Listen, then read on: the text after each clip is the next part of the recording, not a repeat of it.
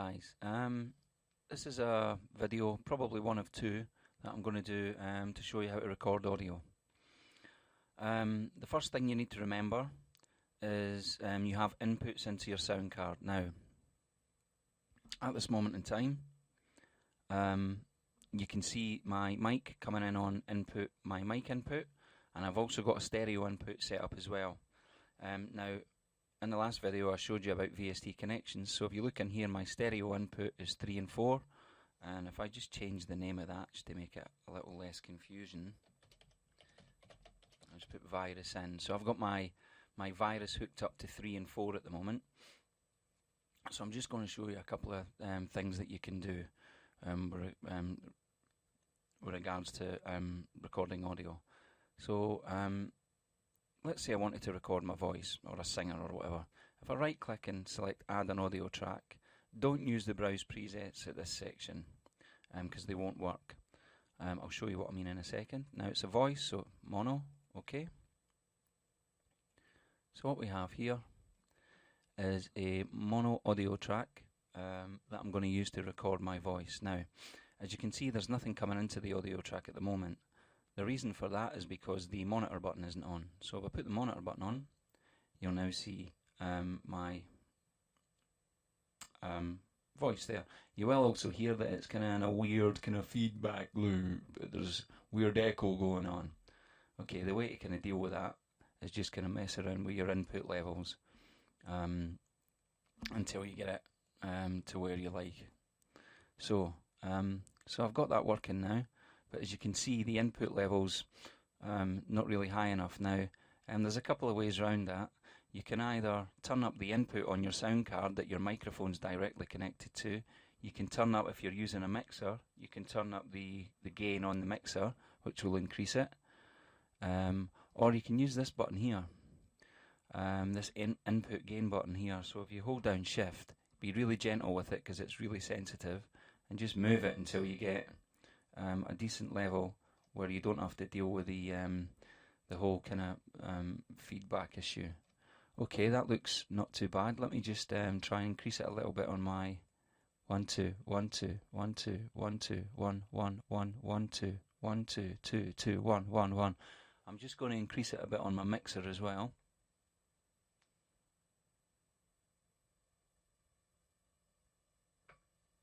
Okay, how does that look? Okay, that's not good. Okay, how's that? Okay, let's have a look. Let's have a look. Look. Okay, that level looks much better. Now, okay, now what I want to do is to be able to hear any effects that I want to put on this channel before I do that. Before I record the audio, that is. Okay, so a couple of ways you can do this. If you look over here, you can use the preset selector here. So if we go over here, what this allows you to do is you can test loads of different presets on the vocal in real time before actually doing anything. So if I go to vocal and I go to lead vocal, let's say, and I want something nice and ambient, tough because there's nothing there. What else have we got? Okay, so now, can you hear it? Can you hear it? So if I close that now, what's happened is, as you can see, the inserts and the EQs become active. What that means is, we've added the preset to the audio channel. And there you can see, so basically there's been a compressor, a delay, a mono to stereo, and a Roomworks reverb added with extensive EQ also. So now, if I was to record that, that's how it's going to sound. So let me just record this. Yeah, you need to make sure record enable's on first, or you won't be able to record. So 1 2 3 4. Okay. So let's hear what it sounds like when we play it back. 1 2 3 4. 1 2 3 4. 1 2 3 4.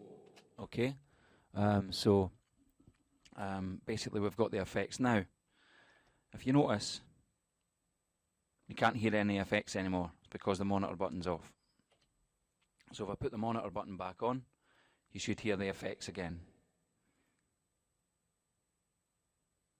Okay, and again, this works with anything. So I've got my virus hooked up to 3 and 4. I'll show you how to do that, but first of all, I'm going to delete that, and I'm going to import a drum loop that I can play along to. Okay, so I've imported a drum loop.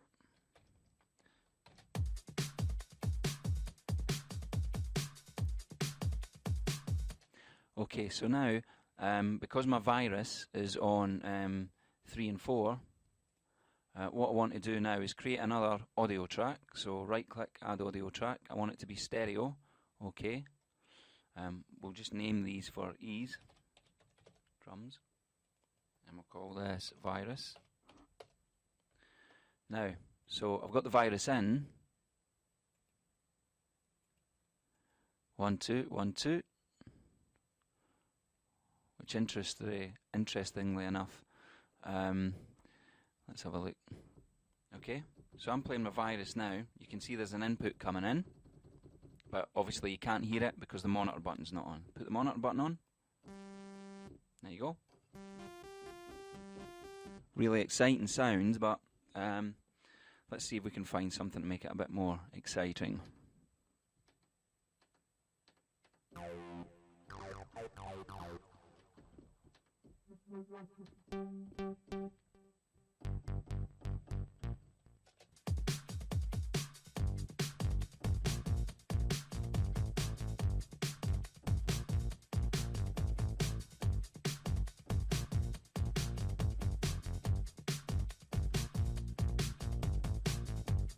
Okay, so right, for talk's sake, we'll use that. Now, first thing I'm going to do is check the input level. Not bad at all.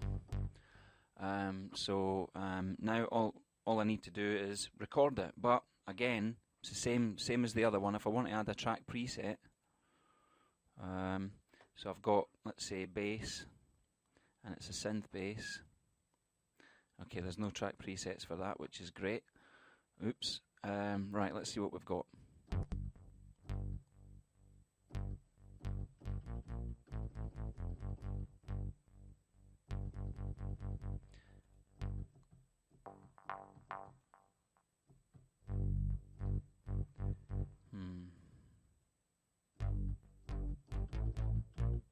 Now, I like that one. So select it and then just close that, and you'll see my virus track has now got an envelope shaper, some VST dynamics on there, and auto pan and slightly EQ'd. So now if I want to record it, record, enable the track, hit record.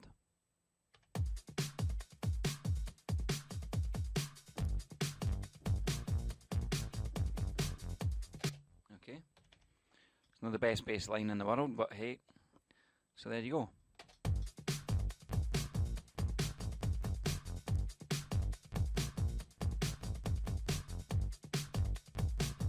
So I've just recorded audio into the system from 2 different sources. Microphone, which is on the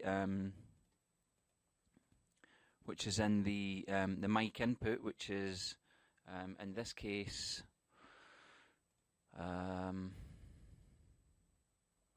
channel 1, and then I've got the virus on 3 and 4.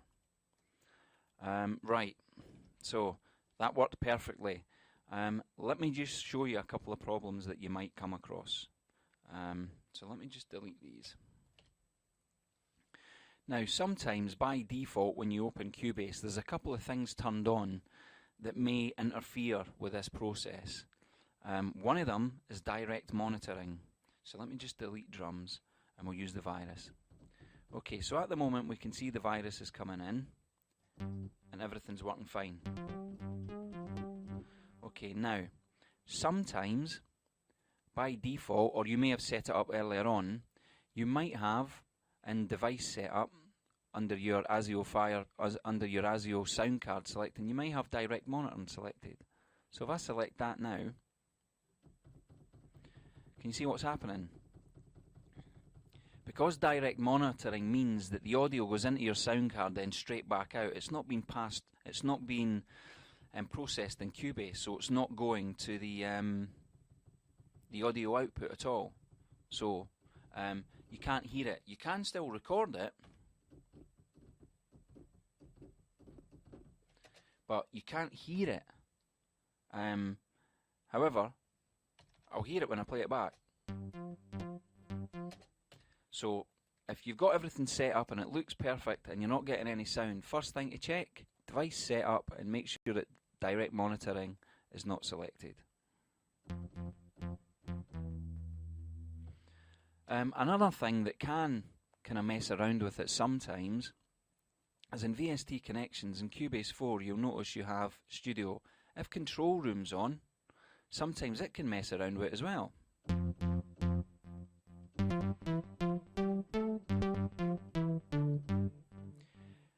That can sometimes cause crazy kind of feedback loops and stuff, but as you can hear at the moment it seems to be okay, so I wouldn't worry about it.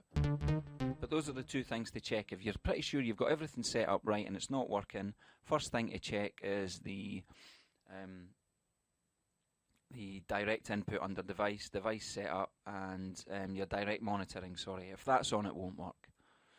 And sometimes the control room under VST connections will give you weird kind of loopbacks. It will just kind of echo and things will go a bit mental. But at the moment it seems to be fine. Obviously one thing to watch is the control room mixer. It's got a habit of bouncing away up to crazy levels, so. But follow that stuff and you should be okay with recording audio. There will be more in the next video.